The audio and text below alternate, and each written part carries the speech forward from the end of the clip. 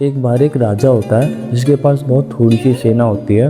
उसको पता लगता है कि पड़ोसी देश का राजा जिसके पास उससे 4 गुना ज़्यादा सेना है वो अगले दिन उसके राज्य पे हमला करने वाला है। अब ये सुन के राजा बहुत टेंशन में आ जाता है और अपने सेनापति को सारी बात बताता है। सेनापति ये बात सुन के थोड़ा सा सोचता है और फिर मुस्कुरा के बोलता है, महाराज वो कल हमला करेंगे ना, तो आप बिल्कुल टेंशन मत लीजिए, अभी आप सो जाइए, जो कल होगा वो देख लेंगे। अब ये सुन के महाराज को कंफ्यूजन तो होती है, लेकिन सेनापति का कॉन्फिडेंस देख के उसे लगता है कि ये कुछ कर लेगा और वो जाके सो जाता है। अब अगले दिन जब राजा उठता है तब उसे पता लगता है कि उसके देश की सेना ने रात में ही दूसरे देश पर हमला कर दिया था और वो जीत भी गए।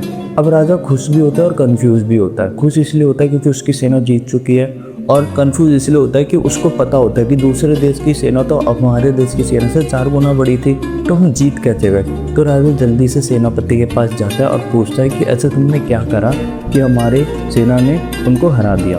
तो सेनापति बताता है कि महाराज, जब हम कल रात में उन पर आक्रमण करने जा रहे थे तो मैंने देखा कि हमारे राज्य से उनके राज्य तक जाने आने का बस एक ही रास्ता था, जो था एक लकड़ी का पुल।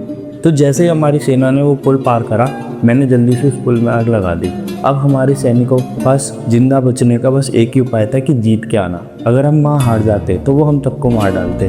तो अपनी जान बचाने के लिए हमारे एक एक सैनिक ने अपना पूरा 100% दिया और उनके 5-5 सैनिकों को मारा, जिसकी वजह से हमारी जीत सफल हो गई। अब ये सुन के राजा बहुत खुश हो जाता है। तो इस कहानी से एक छोटी सी मोरल मिलती है कि जब भी हम कोई भी काम करते हैं ना, तो हम पहले ही प्लान बी बना लेते हैं, जिसकी वजह से हम प्लान ए को करने के लिए अपना पूरा 100% कभी देते ही हैं। लेकिन अगर आप चाहते हो कि आपका प्लान ए सफल हो जाए, सक्सेसफुल हो जाओ आप उस काम में, तो आप कभी प्लान बी मत बनाइए। उसकी वजह अपना पूरा फोकस बस प्लान ए पे करिए, ताकि आपको वो अचीव करने में आसानी हो।